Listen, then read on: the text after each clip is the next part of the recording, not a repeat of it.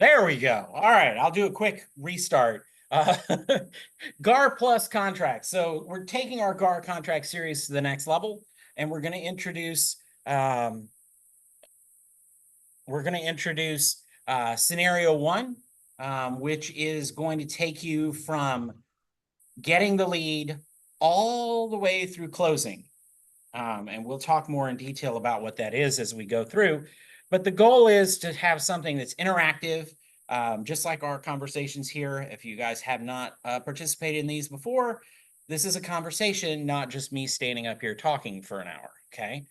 We try not to have that happen. It gets really boring. So let's go ahead and get into it. Maybe if I click on the right thing. I'm going to have to move this around so people can see it. All right. Let's just do this. All right. Preparation for the scenario. So the first thing that you're going to need to do to prepare for the scenario is to make sure you understand the contracts. Now, some of you, including in this room, are new to real estate and might need a little bit of a jump start on getting through the contracts. So there's a couple ways we can do that. One of those is to review the YouTube training videos.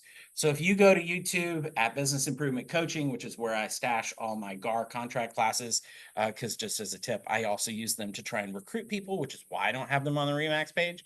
But you can also use this QR code to go directly to the playlist, but there is a playlist on that channel for GAR contracts. I highly recommend that you go start watching some of the first ones. Obviously, we're not doing a contract day one of this scenario, right? That's not the thing. In fact, you might want to skip ahead to the working with buyers scenario or training session, because that's kind of the first thing that we're going to be doing with our scenario. Not to give you too much away, but we'll talk more about that in a second. Secondly, ask questions on things you don't understand. If you are not sure what you should be doing, ask someone.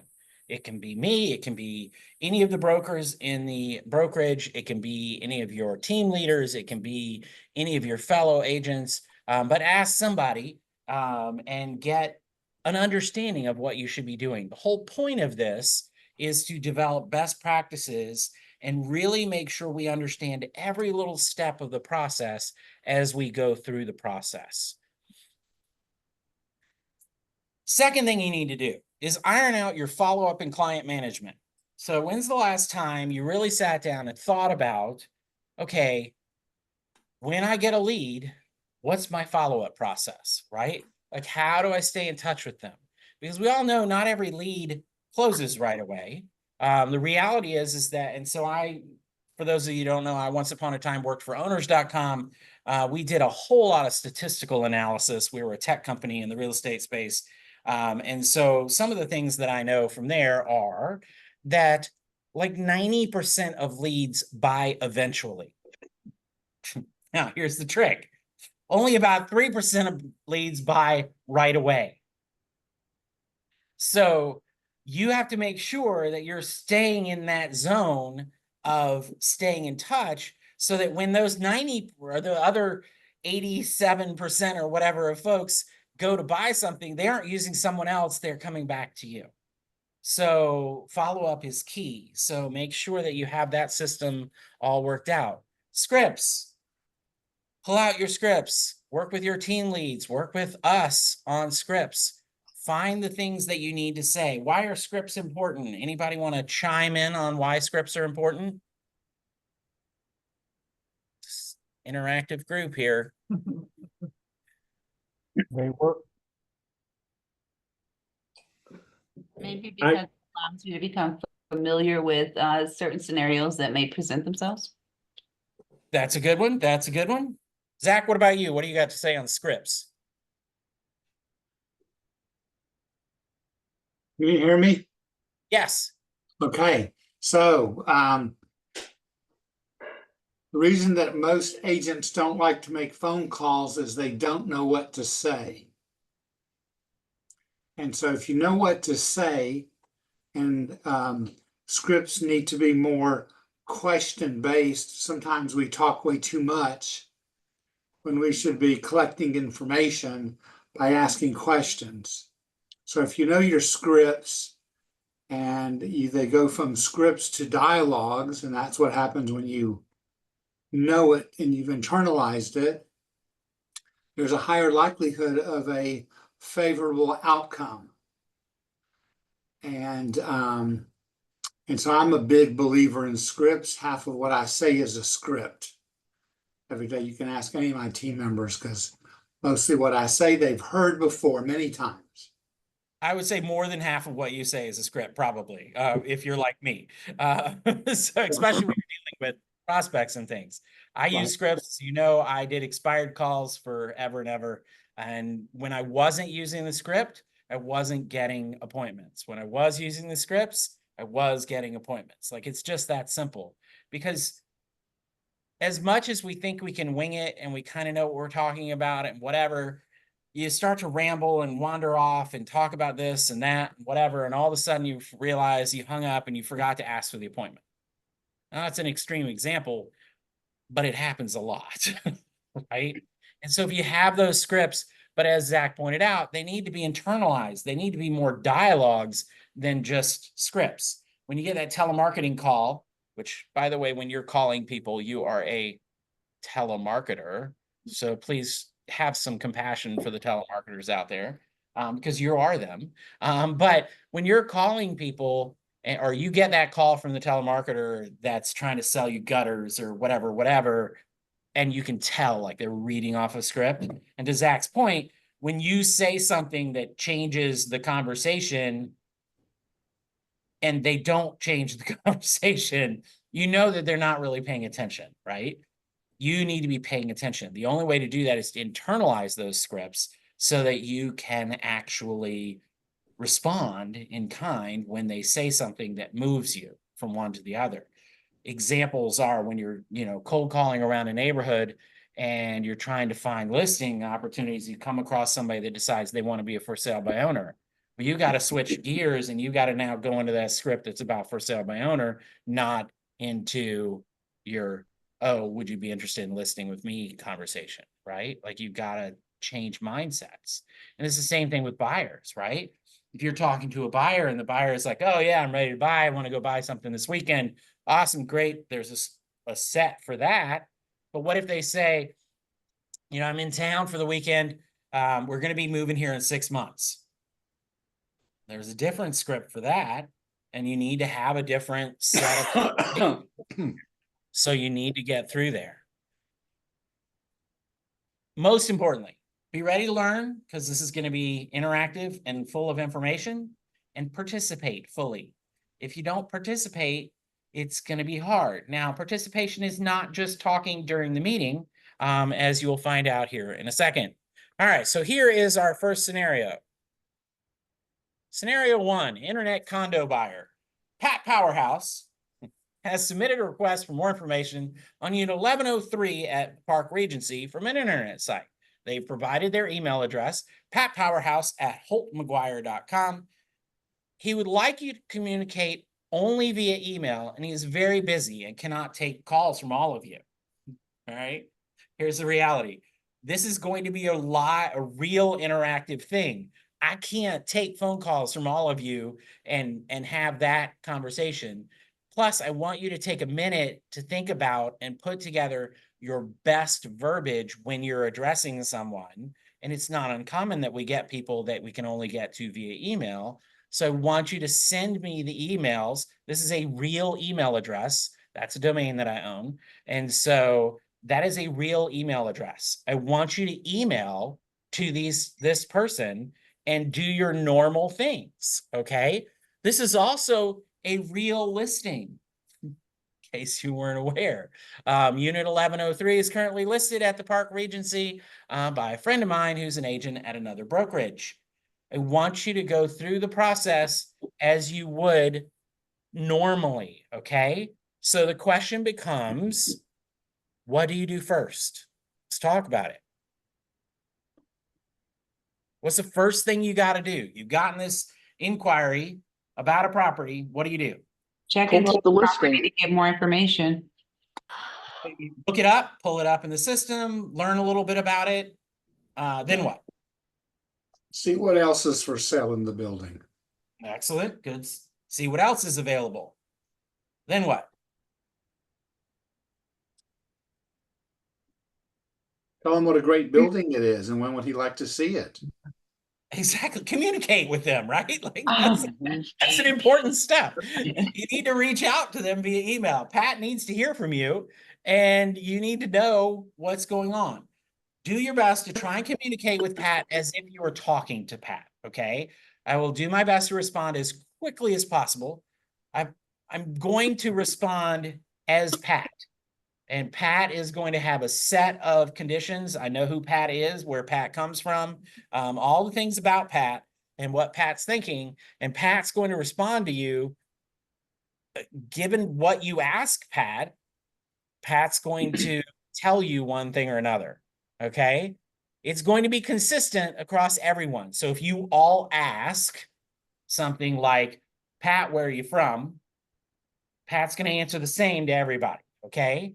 Because the purpose of this is that when we get together next week, during this week, we have been communicating with Pat, and now we talk about what did we accomplish with Pat. And so let's talk about a couple things. First of all, what questions you should ask.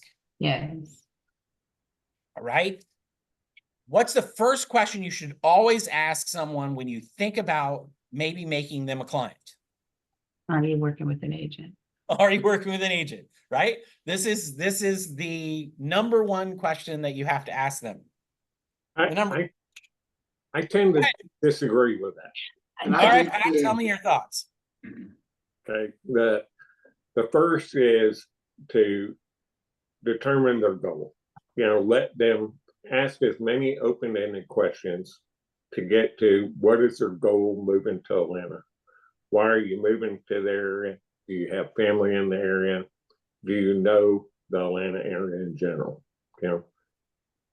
That's I don't want to mislead anybody. I think it's important to know whether they're working with another agent. I just find that you need to be very open to attach to them, to their goal, to make it all about them. And I think sometimes when we ask, are you working with an agent? That's more for my benefit. So if I was to break the conversation down on the first phone call, the first 15 minutes, and I like my phone call to go 30 minutes or longer. That way I know whether I'm going to get a client out of this or not. But I would prefer to know who they are, why they're coming to Atlanta, what their time frame is, how much do they know about Atlanta, do they have friends and family here, and then through that process, it would be, have you looked at any properties here in Atlanta? And then eventually get to that question. But that's my. And wouldn't we also add, have you already gotten a pre-approval? Okay, so hold on. Before we get to that, let me talk about what Pat No. said. Because Pat is, I couldn't have planted Pat more perfectly. These are the questions you have to ask, but they're not necessarily questions you should ask in order. And Pat's point is perfect, that yes, you need to build a relationship with them first. You need to connect with them, kind of learn who they are, what their goals are. Are they from Atlanta and they're just moving across town? Are they from New York and they're coming from like all the different things that are going to make that relationship start to build. Remember, real estate sales is a relationship business. And if you aren't building that relationship from the first moment, you're not going to get where you want to go. You're going to be a transactional agent. You won't have repeat clients, and it's just not what you want to build. But these are the questions that you have to ask at some point in the conversation. Now, let's get to Harlem's question about the are you pre-approved? So how many people think that we should ask the question? Just raise your hand. I'm going to make this bigger so that I can see everybody, and everybody here in the room can see people.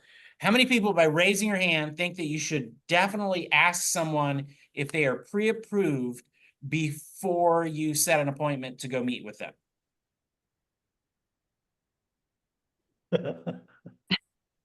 Okay, I got mixed feelings on this here. Yeah. All right, so for me, I will tell you statistically, the answer to that question is no. From my analysis of years of real estate, using stats, the answer to that is you want to get that person in a house as fast as possible.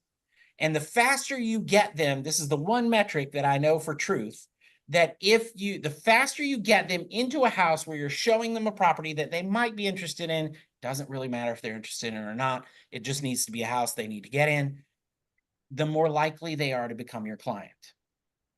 Now, here's a question. If somebody calls up and says, hey, I want to see unit 1103 at Park Regency, are they expecting to have to provide a pre-approval to do that? Not necessarily. Not necessarily, right? But at the same time, should we know enough about them that we're not just bringing some, psycho Yeah. murderer into 1103, Definitely. right? Okay, so there's a little balance there. I could argue it either way, but what I'll tell you is that if asking about a pre-approval and getting them pre-approved hinders your ability to get them in the property, then don't do it. If it Brett? does, then you should do it, because I think that's, again, it's a qualification. It's a piece that helps us understand, hey, is this property actually something you can afford to buy? Right? From that perspective. Somebody was talking. I mean, Brett, yeah, I think that asking someone if they're pre-approved and saying that they have to be pre-approved are two different things, but I also think that it's completely unprofessional and irresponsible to show property, a home belonging to another person, to someone that you don't know is qualified to buy the house. Because I wouldn't want agents just coming running through showing my house to people who are not qualified. What I usually do is I just ask them, are you working with a lender? That's what I ask them. Yeah, And then, Nice way to- and then the follow-up is, have you been pre-approved? Sorry, you guys are so loud here in the room. Like, it's just, I don't know why today. It's Sorry. like, it's all good. No, it's fine. You guys keep doing what you're doing. but I think it leads to a conversation. If people are not working with a lender, which is a good way to put it, then you talk about, for me, I've always talked to people about, well, let's make sure of your price range, because you never want to go and see a property that is above your price range, because whatever your price range is, 200,000, 2 million. If you see a property a little bit above your price range, you will never like any properties in your price range. I know all of those things. I sort of disagree with some of that, what Marcy said. Okay. Okay. Yeah, I think that you make the appointment first, and then you start asking the questions, because it's easier to cancel the appointment if they're not qualified than it is to make it. So if you make the appointment first, and this particular building is an expensive building, and so I suspect the average person can afford it that calls on it. But the other questions that you can ask as you're pre-qualifying them without pre-qualifying them is to ask them, do you live in the neighborhood? Yes, we're downsizing from a house on Blackland Road. Well, that right there tells you they can afford it. And so this is not a first-time buyer building, but I know that everyone doesn't know that. But yeah, I think it's better to set the appointment, then ask the questions. And so that kind of brings us to our next point. In our current model, and for a lot of us before our current model, it was our existing model, you have to get a buyer brokerage signed, right? So those second questions that I had up on the screen, which the people in the room can't see, but everybody else can, are you familiar with buyer agency, how that works? And of course, as you know, I believe the ABCs of agency, like you should just have a stack of them with you and you should just pass them out like candy, right? Because you want everybody to understand how agency works, so there's no question and you're fully transparent of, look, I represent, or I will represent you, or whatever. And then you have to get them to sign a buyer brokerage agreement, right? Now think about that. You haven't met this person yet. to Marcy's point, it could be, you know, some crazy person that's trying to get into an expensive building and whatever. In that building, they're not gonna get into and do anything with. What do you need? How are you gonna get them to sign a buyer brokerage agreement? You haven't even met with them yet. But you can't go show them this property without getting a buyer brokerage, right? Everybody say yes. You can offer to sign one just for a short period of time, maybe just for the day until they get acquainted with you and feel comfortable with you. Absolutely, that's an option. And so that's going to be part of what you need to work on this week. And I'm going to make this screen smaller. I know there's so many people on here. I have to make us a little smaller so the people in the room can see the slides as well. So here's what I want you to think about over the next week. Second. I want you to engage with Pat via email. Ask the questions in the order that you would ask them. You can ask them all in one email, or you can ask them in back and forth emails, however it feels more comfortable to you, okay? It doesn't matter. But remember, Pat is a real person, not me, but my fictitious self. Pat's going to respond to you and give you all of the feedback and answer all the questions the way a normal person would, relatively normal person, okay? If you're going to send us any paperwork, okay, whatever system you use. I know Remax Center people use app files, Remax Metro people use .loop mostly, not everybody. Don't send e-sign stuff to Pat, because with one email address and all of it might get really complicated. So go ahead and send it to me or send it to Pat as a PDF, okay? But I want you to send whatever paperwork you would send whatever information you would send so that Pat can respond accordingly, okay? I want you to treat Pat like a real person. And the goal before next Tuesday is to get them to become a client. What does that mean? They sign the buyer brokerage agreement. Sign the BBA. Yes, good, excellent. So we need to have a signed buyer brokerage agreement by Tuesday. Now, this process is going to move a lot slower than you probably would with a typical buyer, right? Because we're not going to get a buyer brokerage for a week, but that's okay. And here's the reality. You might get the buyer brokerage signed tomorrow if you ask the right questions and proceed the right way, right? I'm not going to tell you anything else about Pat because I want you to learn about Pat as you explore and what you have to ask the questions. It's like Pat Finnick said, which I should have picked a different name, but anyway, Pat Powerhouse was my anagram. Pat Finnick was saying that you have to get to know, you have to build that relationship.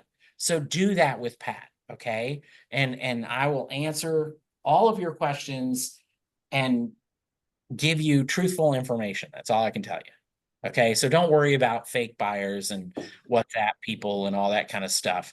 But that's the reality. That's what the goal of this whole program is, to get you to walk through all the steps. This first week is to get you from building that relationship with them to getting the buyer brokerage signed. Okay. If there's some reason that you would prefer to get the buyer brokerage signed in person, we will mimic that via email, okay? If you want to have a meeting with me, feel free to ask, and we will do that via email, okay? It's not going to be as awkward as you think it is, Dan. Come on now, don't give me those looks. So I promise this is going to be interesting because every one of you is going to approach this differently. And then next week, when we get together, we're going to talk about all the different approaches and what worked. Some of you aren't going to get a buyer brokerage signed. I guarantee you. I mean, Pat's not a pushover, right? Like you're not going to just send me a buyer brokerage and I'm going to sign it. That's not how that's going to work. I mean, it is what you got to do, right? Like you do what you would do And if you're newer, those of you that are newer, get support from whether it's me or another broker or a team lead or whoever. Talk to us and let's get through this and help you understand what some of the things that you could do might be. Okay. But just from a general census, try to avoid putting Pat into KV Core or your CRM, just because having, 12 or 13 Pats might be a little weird. It might break the system. So we want to try to avoid that. I think that's my last slide. Yay. So here we go. What questions, discussion do we have? Whoops, totally lost my people.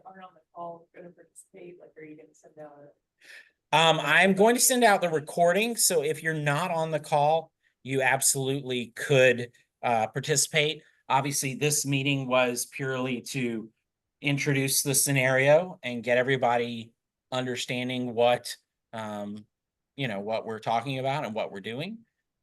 So you're welcome to have other people if you have a friend or a buddy that you want to get signed in to the program. I will send out the recording afterwards, and then they can get caught up and join in for next week. I have, just as a reminder, this is a real listing, okay?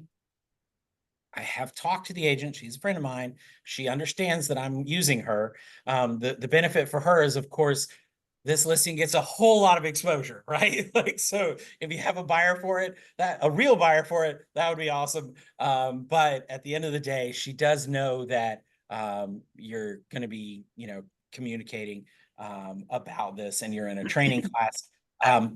Again, to that point, do me a favor and try to communicate with her via email instead of phone calls, just to not overwhelm her with all of us calling her all at the same time. Be respectful of her time. She is a relatively successful agent. She's a very successful agent, and has a lot of things. Let's just say when I ask her if she had any listings, she says, "What? Duh." So I was cracking up. Other questions? Talk to me about your thoughts on this. Does this seem like it's going to be helpful for you? I'm hoping that whether you're brand new to the business or 27 years into the business like Max, that you're going to gain something from this process. I guarantee you, it's just like when we did our GAR classes. I'm a GAR guy, right? Like, I am a GAR contract fanatic. I believe I know the contracts better than almost anyone. I love to sit down and debate with Seth Wiseman about the contracts and go back and forth with him as he does with me. But every class that I did, I learned something new. And Dan's shaking his head, because every class I did on the contracts, we dived so deep into the contract that I learned something new. And so please don't think that just because you've been doing this for a long time, or you've, done so many contracts, that you know what you're doing 100% of the time. I promise you don't. There is stuff that you will find that might surprise you. And there are different approaches that might give you a different result, or might be an alternative approach that might be needed sometimes. So that's the goal of this. We're going to do this buyer. This is buyer condo. We'll do listing, and we'll do single family buyer as well, as those scenarios. But this is scenario one, which is a condo buyer. Thought we'd start with the hard one first, because condos, of course, bring a whole nother realm of complexity to the transaction. So questions, Brandon, you want comments? to display the email address that people need to send that information to? Yes. That is a few slides back here. Hold on.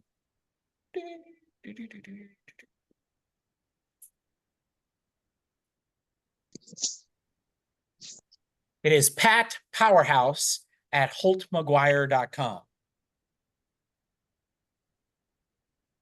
And then also, don't forget to go to the YouTube channel to look at those GAR classes. They are all labeled very clearly as to what they are.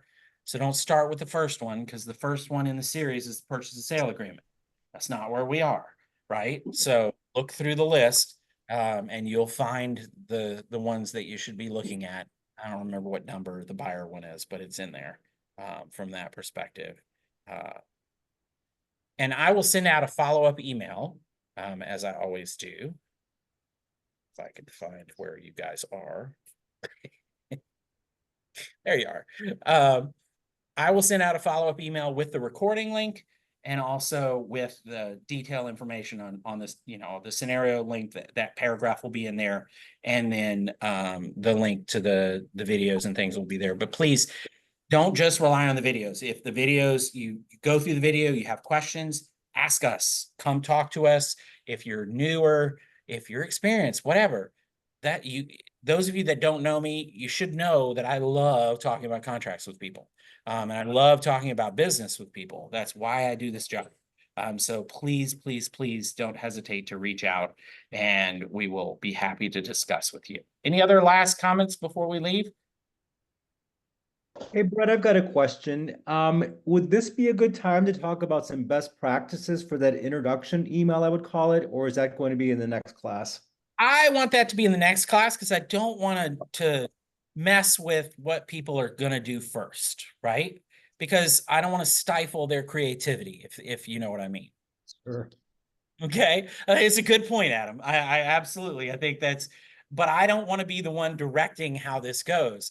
I want you guys to be free to be you. One of the beautiful things about real estate is there is not one single track for success. You can be you. Leverage your personality. You know, all of us have a different approach in how we do things. You know, I am the engineer. I have a very direct approach. I don't mess around. If we're going to go out and see properties, you know, I'm not fond of working with buyers because they don't have to buy. I like listings because they have to sell. But that's my personality. So leverage your personality to how are you going to engage with Pat Powerhouse, right? How are you going to learn about Pat? How are you going to build a relationship with Pat? And how are you going to build enough trust with Pat that Pat's going to want to sign a brokerage agreement with you? Yes. Go ahead.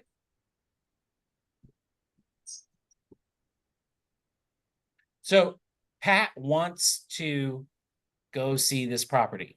Okay. That's the only thing you really know at this point, is that Pat really wants to go see this property. So that's all we know. Questions? Anything else? Go ahead, Zach. Well, one thing is I would ask the buyer, would you like to see the other units in the building? Those And are good questions. I would also ask the buyer, would you like to see the units in the other two buildings that this builder built? See, now, Zach, you're showing your experience. You're cheating. Not No, everybody showing wants off. those things. But that's going to be part of the process, right? Like when I asked what was the first step, many people said, look it up and research and learn about it, right? And so that's part of what you have to do. Now, here's the one tip that I will give you is that Zach has just proven a point that I can't go to the MLS and find out what he just said. Not easily, anyway. Because that's not something I can look at. But if I ask my fellow agents in my office questions, I might find out really cool pieces of information like that, because those buildings are similar, right? They were built by the same builder. So there's some similarity to it. There might be a reason why one would want to look at those same other buildings. So One that's of them is next door. yes, literally like And they adjacent to all, and they all start with Park. it. They all start with Park, yes. There's Park Place, Park Avenue, and Park Regency. So talk to your fellow agents in the office when you have things that you're doing. Don't be the only person. We all have different areas of expertise. And especially now that we are a blended family with, you know, people in and outside the perimeter, we all have different areas of expertise. Reach out, get to know each other, and get to lean on each other for what do people know about different areas, right? You don't have to be an expert in Virginia Highlands to work in Virginia Highlands. But there are some key things that are kind of important to understand about Virginia Highlands if you're working in Virginia Highlands. And that's true. I could have said any neighborhood inside or outside the perimeter, and that's a true statement. So please don't hesitate to talk to each other. Let's build these relationships and help support each other as we all develop as better agents for working with our clients going forward. So excellent point. Thank you, Zach. I Anyone do. else? I have a question. Okay. So in your you had back a few pages back, you had the 3 things that you should ask. And one of Yes. those was buyer, do they know anything about buyers, about the agency? Are you familiar with how buyer agency works? And I am afraid, no, not afraid. I am maybe skeptical of bringing up buyer agency and how it works prior to getting them under a buyer's brokerage agreement. I hope I'm saying this right. Because typically I will explain how that works when I'm going over the agreement, and because I don't want to confuse them. So can you give me an example as to how a conversation would go with you? If you ask me if I'm a potential, if I'm a prospect or a buyer, potential buyer, if you ask me, am I familiar with how buyer agency works? Can you give me an example as to how you would sort of explain that to me? So again, my personality is very direct. I'm an engineer. And so I would literally say, are you familiar with how buyer agency works? Because that's my approach. That is not the right approach for everyone. And so there might be a different way that you need to get it. The point of that question on the slide is that you have to in some way figure out what do they know or what do they need to know about, because one of the things you could do, like Harlem, if you go into explaining buyer brokerage to me as you're getting me to sign a buyer brokerage agreement, and I mean, I buy and sell houses every week, I'm going to be offended and annoyed. And Right. and as an engineer, my tolerance for that annoyance is very, very low. Okay. So just as, and so to kind of the point that other people have made, that Pat made, that it's about building that relationship. I see that as a bridge into the buyer brokerage agreement. Pat, tell us, what are you thinking? Right, yeah, if you'll look at GAR form, CB, yeah, look at my phone, CB13, it's protect yourself when buying a home.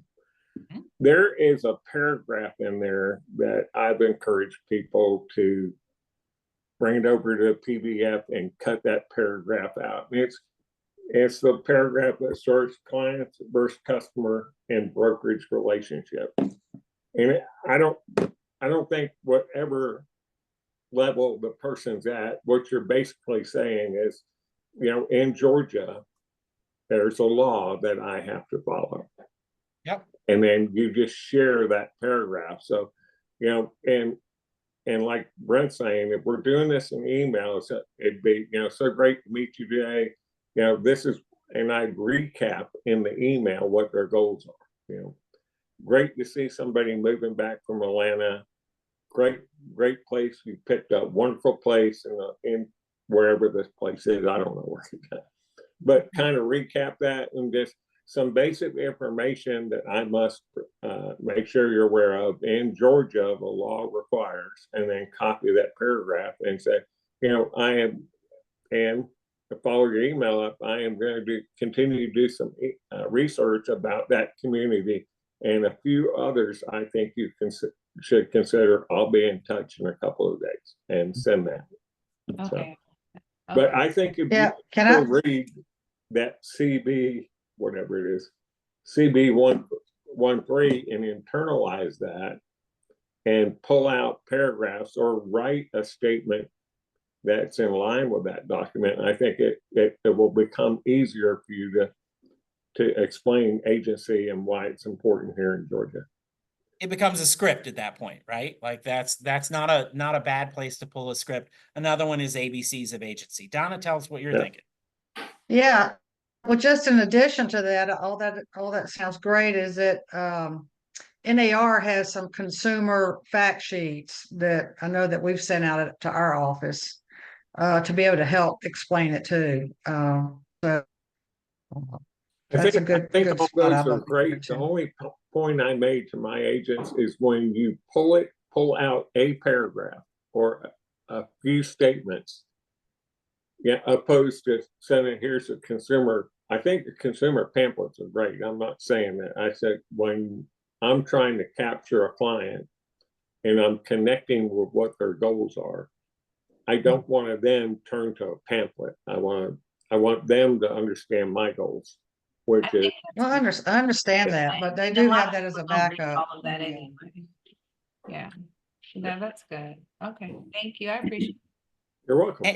And those are all really, and this is the part that's really important about this process is you got two very experienced brokers that were just talking, right? Like, I mean, I've been doing this a long time, but both of them, and then throw Zach into the mix. These folks have been in the business a long time, and they don't perfectly agree. They agree on the premise, right? The 30,000 view, you got to do these things. But how you get there is going to be specific to you. It's going to be specific to your personality. It's going to be specific to your process. And whether you're new or an experienced agent, you should be aware of what that process is. You should be not just doing it, but have it documented. Know what you're going to do and be consistent with people. And so we'll talk more about that next week. I'm gonna cut people off so we don't give people too many tips and tricks, because I really am curious to kind of see what everybody's individual approach is. And like I said, when you're emailing Pat, try to remember to think of it as like the first email could be, obviously you don't have a phone number. So the first email can be, informational from that perspective. But the second email, if you are going to have a conversation, like if your goal is to have a phone conversation or a whatever, let's do that back and forth via email as best we can. I have done this and it worked decently. You just have to kind of expand your mind and pretend that you're going back and forth from that perspective. We've got chats coming up. Absolutely questions about that. Oh, I don't think I have a waiting room, do I? She's in already. She's in already. There's Okay. nothing there now. Sorry. And then There was just a question in the chat if we want to open up to share about any upcoming listings or if that's not what this particular meeting was for. Sure. Let me stop recording just because that's not going to be relevant to anyone that's watching this, however long from now that they might be. And then we will give a few minutes because I think anytime we're together, it's not a bad time to